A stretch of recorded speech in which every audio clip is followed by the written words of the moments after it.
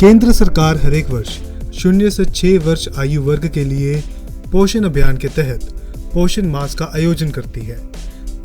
इस दौरान जहां 0 से 6 वर्ष आयु वर्ग के बच्चों के स्वास्थ्य के बारे में जागरूक किया जाता है, वहीं माताओं को भी संतुलित आहार, बच्चों की देखभाल के बारे में बताया जाता है। इसी वर्ष यह पोषण मास सिरमौर जिला में आयोजित किया गया, जिसमें अनेक कार्यक्रम चलाए गए।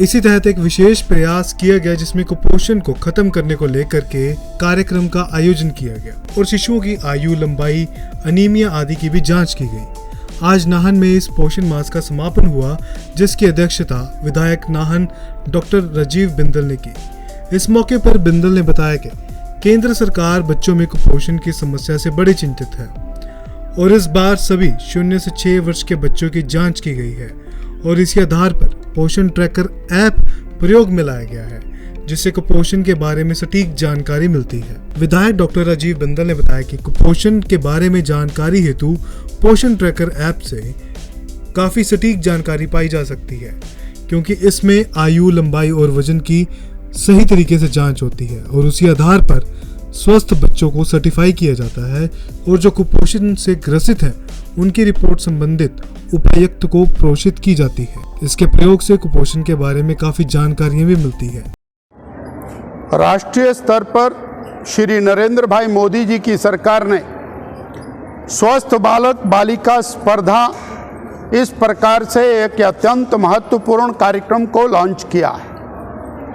कल्पना इसके पीछे है कि 14 करोड़ बालक बालिका 0 से 6 साल की आयु के वो पूरी तरह से स्वस्थ हों, पोषण युक्त हों, कुपोषण रहित हों। इसके लिए एक ऐप बनाई गई, पोषण ट्रैकर ऐप, और पोषण ट्रैकर ऐप के ऊपर 0 से 6 साल के बालक बालिका का वजन, हाइट और आयु ये उस पे अपलोड करते ही एक सर्टिफिकेट जारी होता है।